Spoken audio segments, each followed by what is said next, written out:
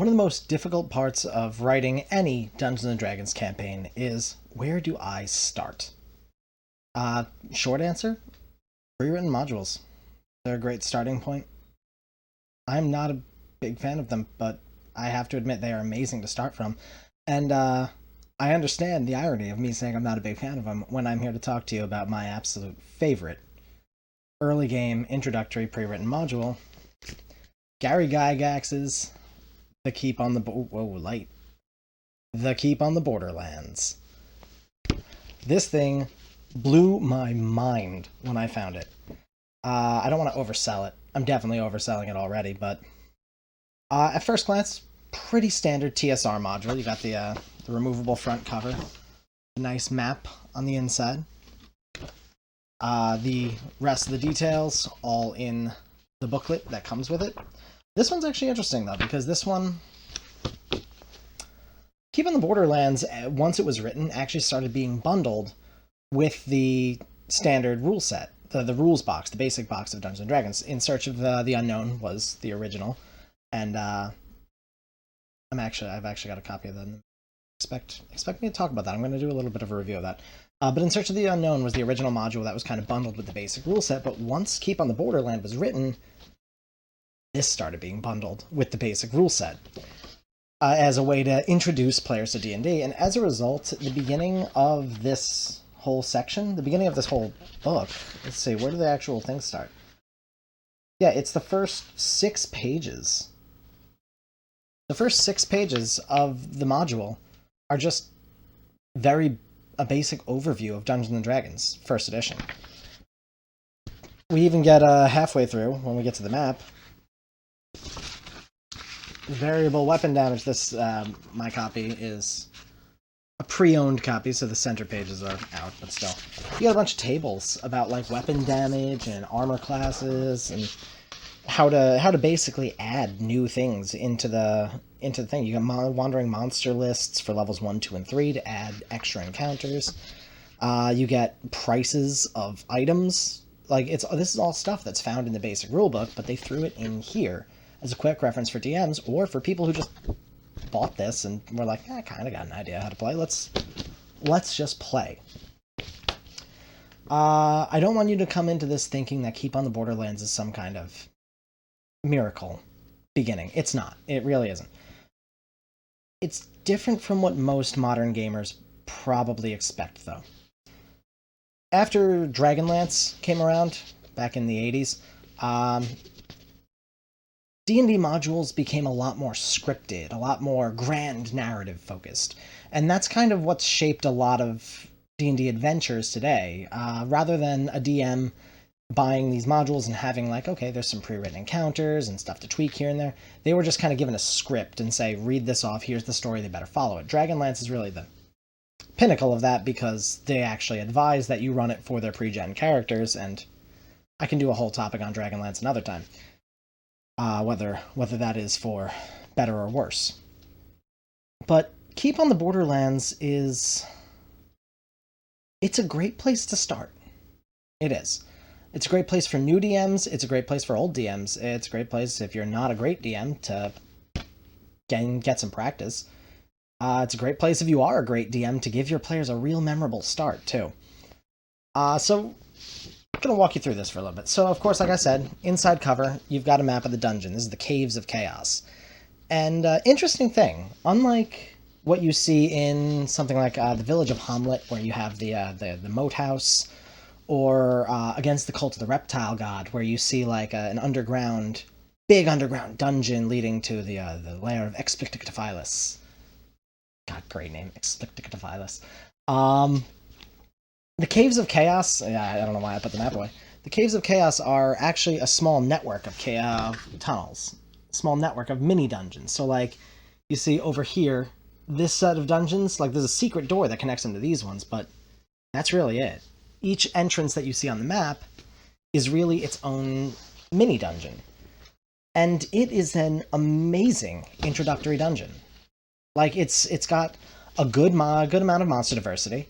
Each cave that they go into will usually be home to 1, maybe 2 types of monsters. Like, there's the orc cave, there's the goblin cave, the kobold cave, There's the cave in the back with like a bunch of weird monsters that don't really fit into the societal type of monsters. I'm not gonna go through everything in here because I am gonna run this again. I've run it twice and I will run it more. I love Keep on the Borderlands. But each set of caves is its own mini dungeon instead of one maxi dungeon. So it incentivizes players to kind of explore one section, then leave, explore another section, then leave. And there's rules in here for more monsters moving in if the players are gone for an extended period of time. Like if the players clear out the goblin section of the cave, and but they don't clear out the hobgoblin section, well, when they come back, it takes 3 days or so. The hobgoblins realize the goblins are dead, and then they expand to inhabit the goblin section of the cave. Or if you've exterminated all these things, then like you can, they give you options to like, okay, well, if a week passes with these being empty, I can roll this, and let's say I want to roll d6. Lizard men move into the goblin cave. So it gives a nice diversity of enemies. It gives you a constantly, not constant, but it gives you a refreshing group of enemies so that players can keep going back there for different adventures. And traps. There's only like 2 or 3 traps in the entirety of the set of caves, if I remember correctly. I haven't read this cover to cover in a while, but unlike what you'll find in, okay, I was about to say Tomb of Horrors, but that's not fair, because Tomb of Horrors is every step you take is save or die. That's also an exaggeration, but unlike the bigger dungeons, the more famous dungeons, or even most dungeons people played in 1st and 2nd edition AD&D, the traps are very forgiving in the keep. Well, in the caves. There's like 2 or 3 traps. One of them's like a pit trap, and it's not a deep one with spikes or anything. It's just a 10-foot drop. So it's more of a nuisance, where like a party member will fall in, usually the fighter. He'll take 1 damage, 2 damage, and then he'll have to try to get out while monsters, like it triggers an alarm and monsters come out. Or one of the other traps isn't even something that deals damage or impedes the party. It's just if they trip the trap, bunch of jingling bells, alarms get set off because, oh, they hit a tripwire and that moved some stuff around down the line, and now, oh, the orcs know they're here. I think there's one that's like a net, where, again, it doesn't deal damage, but it drops a net on like the first 2 or 3 people in the marching order, so then now combat breaks out, and even if the enemies are like a round away, that's 1 round that you don't have to prepare because you're trying to get yourself out of this net. So the traps are less of an enemy like they tend to be, and more of an introduction to traps. They're more of this idea that, hey, there are traps, they are dangerous, and you need to deal with them, and you need to be thinking about this. But it's without being so punishing as to scare away new players, or players that aren't necessarily used to the kind of thinking that D&D requires. And this is not me saying that D&D requires a master tactician's brain, it just requires a little more thought than most RPG video games.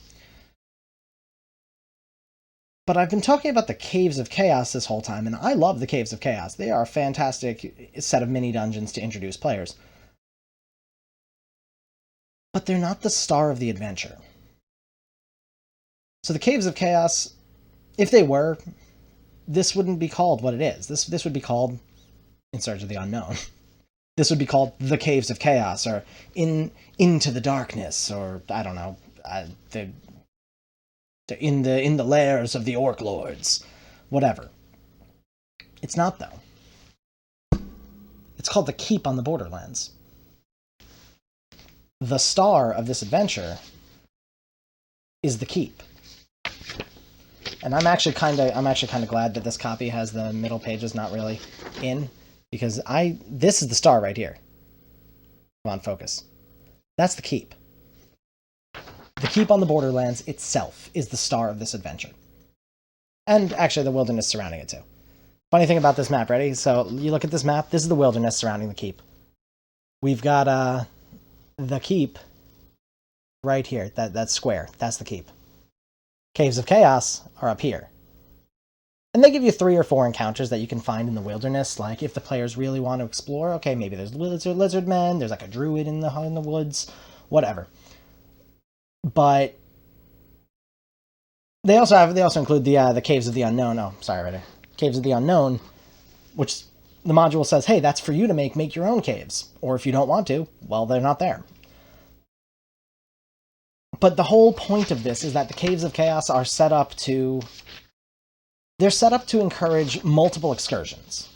Because the players will face threats that are pretty big for first level, not unmanageable, by far not unmanageable.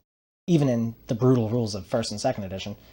But the way they're laid out, and the way that like each cave has its own kind of army of monsters, really encourages players to fight through part of it and then go, okay, that's it, we're going to go, we're going to leave. We need to go back to town, we need to restock, resupply, rest. And that's where the keep comes in. Because the keep is the hub. The keep is where the players keep returning. And a good DM can sell that keep as a living, breathing place where merchants come and go, new visitors come to the town, new adventurers, new hirelings, men-at-arms, mercenaries seeking their own fortunes that the players can employ. The whole idea of the keep on the Borderlands is this is a keep built on the Borderlands. I know, right? No, this is a keep built on the edge of civilized society. What lies beyond the keep is unmapped, unexplored for the most part, as far as the residents of this kingdom know, as far as the people in this continent, this country, whatever. They have had no contact with those beyond these borders. If there are anyone, if there are any civilizations out there even. So the keep becomes this launching off point for an entire campaign, an entire story of a life of an adventuring party. Because you have this last bastion of safety, last bastion of familiarity in this keep. And then beyond that, it's just adventure. Unexplored lands, uncharted, unmapped wilds. Things for players to not just encounters for players to overcome, but places and people and things for players to discover, for them to discover together. And if you're really going with first and second edition, or the wonderful Stronghold Builder's Guidebook for third edition, it's a place for them, it's a wilderness for them to tame, for them to eventually make their own mark on the land, to build their own keep further out, to build a citadel, a stronghold of their own where they can make their hub after this. And that's the strength of Keep on the Borderlands. So if you're a railroady DM, it's probably not the best. Actually, no, I'm completely talking out of completely lying on that one. If you're a railroady DM, Keep on the Borderlands can be an excellent exercise to remove that tactic, to remove that tendency to railroad your players. Because Keep on the Borderlands really is, okay, here's the keep. What do you do? You arrive, you make your way through the wilderness, the mountains start rising on either side of you. As the sun hangs low in the sky, you see silhouetted against the orange and pink sky the towers of the keep. As you approach, the guard captain greets you, asks your business, and walks you through the portcullis. You are at the keep. What do you do?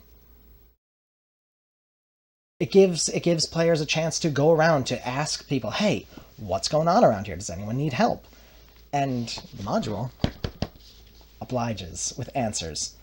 We have a rumor table. This is something you don't see too much in modern D&D, but it was something you saw a lot, especially in low-level adventures back in early editions of D&D. The rumor table.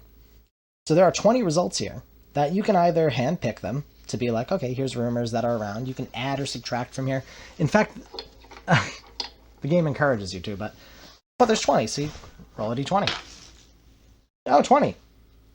All right, rumor has it. So they ask around, hey, what's going on? Or they hear about the Caves of Chaos from somewhere. They start asking, hey, Tavern Keeper, what's up with the Caves of Chaos? You know anything about it? Any information you can give us? Guy goes, well, rumor has it there's more than one orc tribe in the caves, and they've got a real tenuous alliance. They got a real shaky ground between them.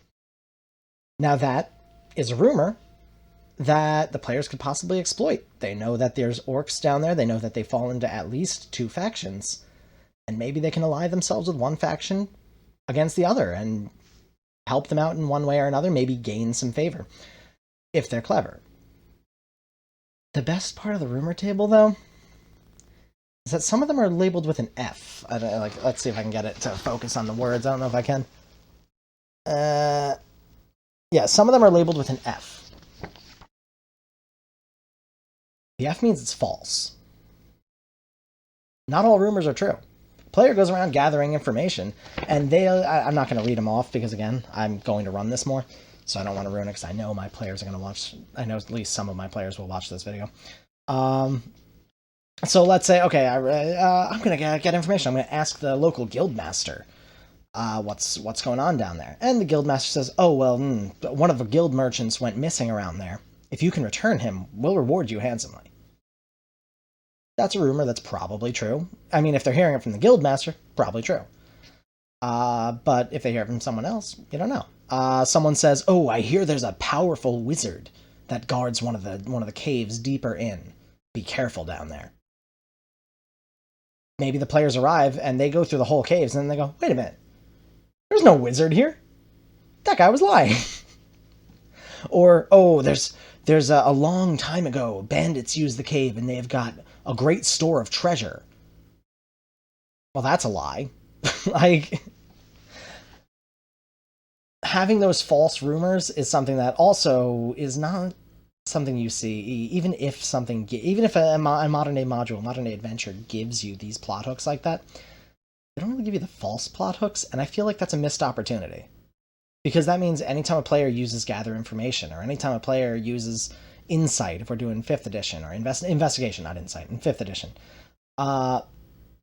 they're either rewarded with information, or they're rewarded with, you don't really find anything out. How about if someone rolls insight, not insight, I keep saying insight. If someone rolls investigation in 5e and goes like, all right, I want to try to gather information. Let's talk around the tavern, maybe strike up some conversations. Let's roll it. I got 4. How about instead of being like, you don't really got any information, how about you just give him wrong information? That's where you look at this and you go, yeah, he's going to find out the false stuff. Maybe you'll even be nice and give him the good stuff too. You don't know if it's more common knowledge. But like those built-in plot hooks, even the fake ones are great. And my favorite part about the rumor table in here is that it actually says above it. Like here, let me see if I can find the exact wording of it, because I actually really like this. It's page 6. Where is it? You may give one rumor at random to each player as starting information. Other rumors may be keyed to persons. For example, talking with the taverner might reveal rumor 18-20. Do not give out all rumors. You may add whatever false rumors you wish, but adding to the amount of true information is not recommended. The book tells you straight up, lie to your players. It says, look, yeah, we gave you 20 rumors here, like 4 of them are false. Feel free to add as much bad information as you want. But we do not advise you add more good information. Like, that's so good. That's awesome. I love that. I love that mindset of like, yeah, feel free to add to the information, but make sure most of it's false. There's something that's so wonderful about that kind of like design aspect to this. But, so like I was saying, if you're a railroady DM, Keep on the Borderlands can be a great way for you to lose that tendency, because it really is a freedom-oriented thing. It's you let your players loose, and it's a great exercise for you to try and develop those improvisation skills, to try and develop your reactions to what the players do, or even your planning, to maybe have some more things planned. Like, okay, I'm not expecting the players to go searching through the forest, but if they do, what could they possibly find there? And have something prepared. And if you don't use it, okay, you don't, I'm gonna bring the mic up for a second. If you don't use it there, just use it another time in a different session. If you're not a railroady DM, then you're probably going to be golden on this. If you are an old school DM, this is probably nothing new to you. If you're a new school DM, this might be all new. Because like I said, a lot of modern ones have this kind of grand narrative script to it. And the beauty of Keep on the Borderlands is that it's not scripted. It really is player driven. It's whatever the players want to do, that's the story. And even if you don't want to use the Caves of Chaos, even if you just want to use the Keep, which I still advise doing that if you really want to, The keep is an amazing launching point for further adventures out in the wastes. You can put your whole campaign out there and just have, okay, here's the keep. This is the place of safety. You can always come back here. Just gonna finish this off with a few stories, though. So, like I've pretty much said my piece about why I love the keep on the Borderlands, why I love the Caves of Chaos. But I've run this game twice. Oh, they also have another cool thing about this. Sorry, another cool thing is they have in the last section. They've got notes on designing floor plans. So they don't actually give, if you look at the keep map, they don't give a floor plan for any of the buildings. They give one as an example, and it's the last page of the book. They give a floor plan for the guild house. But right before that page, they give notes on how to design floor plans. Design features to think about. So like they say things like, where is it? The outer wall should have the same dimensions. Note the scale on the map. Look at the description of the building. If the lower floor contains the guildmaster's quarters, give equal spaces, and the two clerks, give equal spaces to the clerk, more to the guildmaster. Like, it's stuff that if you've been making maps, you probably know is obvious, but, like, if you haven't, it's nice little tidbits in there. Whoa. Got God rays coming in here. It's probably right there. The sun is right outside that window, just right into my chest. But yeah, so I've gushed long enough about this module and why I think it's amazing. And I'm going to close this off with two stories, of both of which illustrate why this module is great and how different players' experiences can be with it. Oh, I'm not putting that there. This started reflecting off my face when I put it on the table. I'm just going to leave it on my lap. So first time I ran this, it was back in college, and I asked some of my college friends and said, hey, anyone want to try playing first edition D&D? Like, we'd all played 3rd edition and 3.5 together. None of us had ever played the earlier editions. So I said, okay, hey, I've been thinking about running a first edition game just to try it out, see what it's like. And I had the basic, no, I actually used the AD&D first edition rules. So not the basic rules that this is meant for. But it's easily adaptable. By which I mean, it is. Advanced Dungeons & Dragons. The only difference is the player classes, really. So I said, okay, who wants in? And I got 4 people to play. They all independently created their characters with me separately. And funnily enough, I'm pretty sure we ended up with like 3 of them as dwarf rogues. Like 3 of them were just dwarven thieves. It's even though first edition dwarf was actually a class, but they were like dwarf with a thief archetype, kind of. I don't remember how it worked out. One of them was a wizard. And so they went into the keep. They interacted with some people. They hired some men-at-arms, because there's like a chance if you play this rules as written without handpicking things, there is a chance that in the tavern there will be men-at-arms for them to hire. Basically just mercenaries looking for a paycheck. And they don't need to be paid up front necessarily. They'll do it for a cut of the treasure. So our wizard hired the 2 men-at-arms, being like, you know what, I'm going to need some muscle because I'm a first edition D&D wizard. They go down to the caves. They made some not great choices when it came to trusting some of the wrong people. Ended up betrayed a little bit in the caves because, oh boy. I'm not going to reveal what that's all about, though, because that's one of the best parts of this module, is the betrayal aspect that you can throw in there with certain characters and certain people they could encounter, might not. But they were betrayed by someone they probably shouldn't have trusted. They were attacked and left for dead while a battle broke out with some orcs.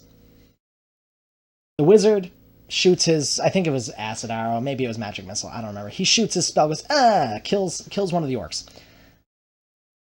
And then he's done.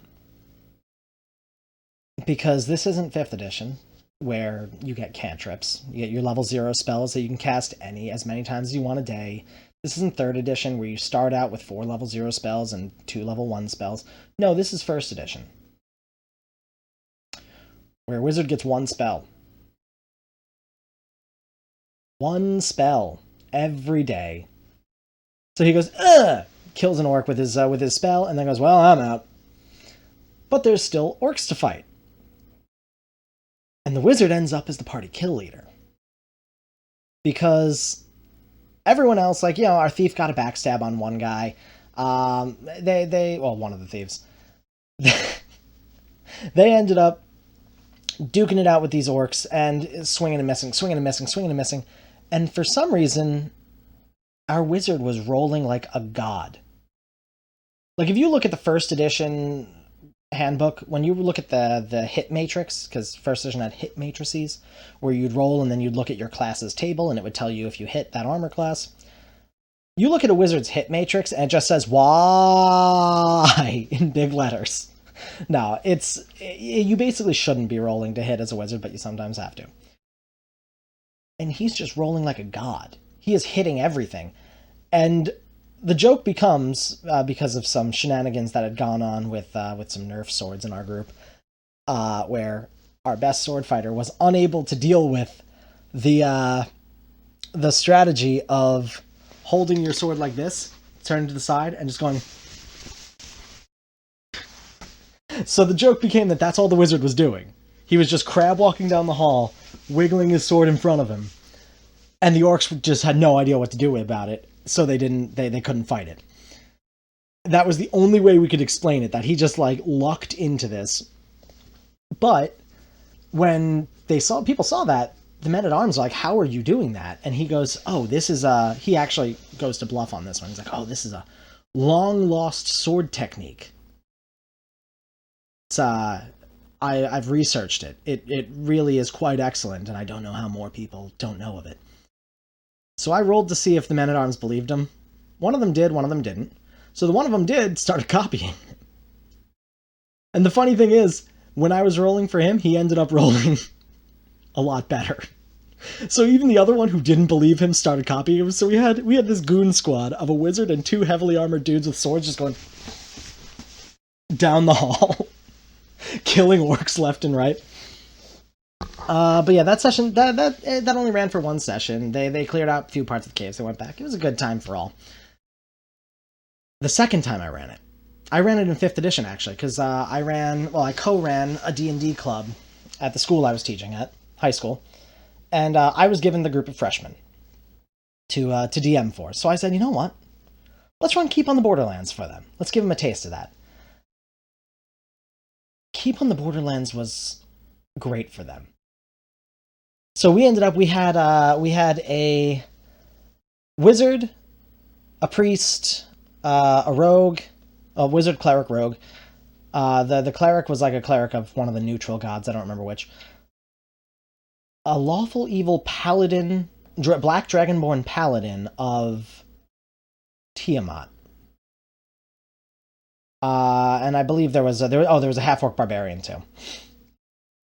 So I had these were already planned that so they encountered someone that isn't necessarily always encountered. He was a priest, and they were like, oh crap, maybe we can buy some health potions from him. So the paladin walks up, he's like, yes, I'd like to buy some health potions from you. And this priest wearing the big blazing sun of Palor on his chest, neutral good god of the sun, stops for a moment from proselytizing and looks this paladin up and down and gazes directly at the big symbol of Tiamat on his chest. And my player goes, oh, crap. Yeah, that's right. I'm clearly displaying that I worship an evil god. And so the priest pulls out a potion or two, and he's like, here you go, sir. He goes, oh, how much? He goes, no charge. And he pulls his robe aside to reveal the symbol of Tiamat tattooed on his chest. So this paladin started setting about creating a cult of Tiamat in the area around the keep, to the point where he even converted the party's cleric to be a priest of Tiamat. They went down to the caves. They cleared out the goblin section, and in the process, they actually, when they came to the hobgoblins, they didn't skip around. They went goblins. They found the door into the hobgoblin section. They kept going. They went to the hobgoblin section, found the torture chamber. And they actually put off the fight. They were fighting, and while fighting, the rogue went around and opened the doors to the cages and started giving the prisoners weapons. And one of the prisoners was an orc. So they fought the hobgoblins. The orc just kind of regarded them cautiously and like backed up, and they were just like, "Okay, see you later." And he ran. He walked away.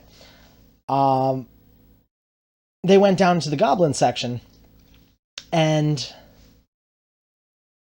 as they were fighting goblins, one of them panicked, picked up a sack of coins from a barrel, and started running into another room, at which point he was through the back of the head with an arrow, fell over.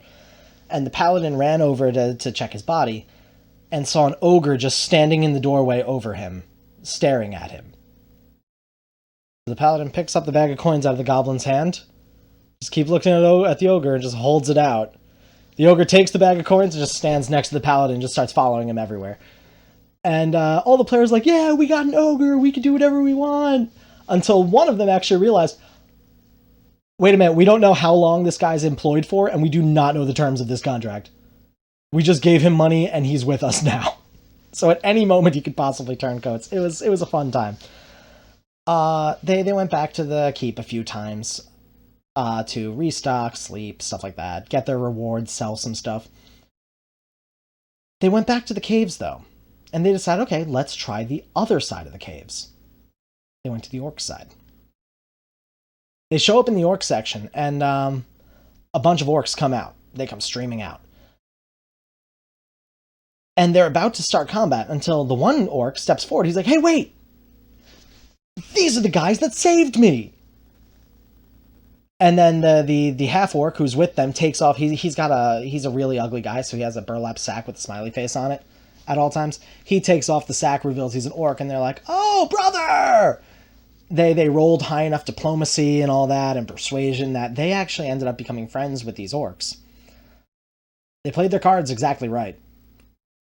And it got to the point where this party wouldn't go back to the keep for resting and resupplying. They'd go to the orcs. They found a place to stay. The orcs would allow them in, as repayment. They got quests from the orc war chief. They met the kobolds, and because the kobolds were black kobolds worshipping Tiamat, the black dragonborn paladin worshipping Tiamat ended up real good with them. They ended up through random chance meeting the lizard folk and befriending them. This was all dice rolled, and it was dice rolled and role played amazingly. It was great. I was so surprised with these players who had never touched the game. By the time the school year ended and we couldn't really, it wasn't really the school year, it was the first semester was ending. We couldn't really continue. They had pretty much amassed an army of monster allies and were making plans to assault the keep and take it for themselves. And just, that's amazing. These players who had never touched it, and if they had been given another adventure, they probably would have gone through it like, oh, okay, like, what was it, Dragon of Ice Spire Peak or whatever. They'd probably be like, okay, what's next? Okay, we're going to the gnomes, let's do that quest. What else? Okay, we're going to the logging camp, let's do that quest. But because I basically just gave them freedom, said, here's a dungeon, here's a place, what do you want to do? They ended up turning everything the book expected them to do on its head, and made plans of their own, made their own adventure. And I haven't spoken to any of them since I stopped teaching at that school, because it'd be a little weird to have personal contact information with a bunch of freshmen that I taught. But they, I like to think that was a memorable first encounter with D&D for them. I like to think that would eventually inform their playing in the future. But, like, that's just a great example of how two groups can approach the same adventure so completely differently when it is one that gives so much freedom. So I highly recommend running Keep on the Borderlands. I adore this module so much. Oh, be still my heart. I will be running it again. The second I finish my current 3.5 campaign, I will definitely be running a new campaign with this as the starting point. I love this campaign so much, this module so much. And I highly recommend you at least take a look at it. I'll put a link to the Drive-Thru RPG page for it, although I don't know if the PDF from Drive-Thru RPG is that great. I've looked at the reviews, and it seems like it's really low-quality PDF. I hope that's not the case anymore. I hope they fix that, but it's like $3-4. check it out. Really do. Check it out. It's good. It's a great starting point. It's a great exercise for you to learn how to give your players some more freedom, and it's a great way to let your players just let go and have fun while also giving them a structured place that they could always come back to if they need to. It's a hopping off point for adventure, Star Trek style. You leave Earth and there you go. That's from there on, bam, you're boldly going where no man has gone before. But yeah, one word of warning to more railroady type DMs and more narrative focused DMs. If you do decide to use this module, giving your players that much freedom, even just a taste of it, might leave them wanting more in the future. So be ready for that if that happens, and use Run and Keep on the Borderlands as a learning experience. And it's a great learning experience. It's a great tool, and you will learn a lot about your own DMing style as well as your players. You learn a lot about your players when you give them freedom. Until next time, I'm DM Jim Bob, signing off.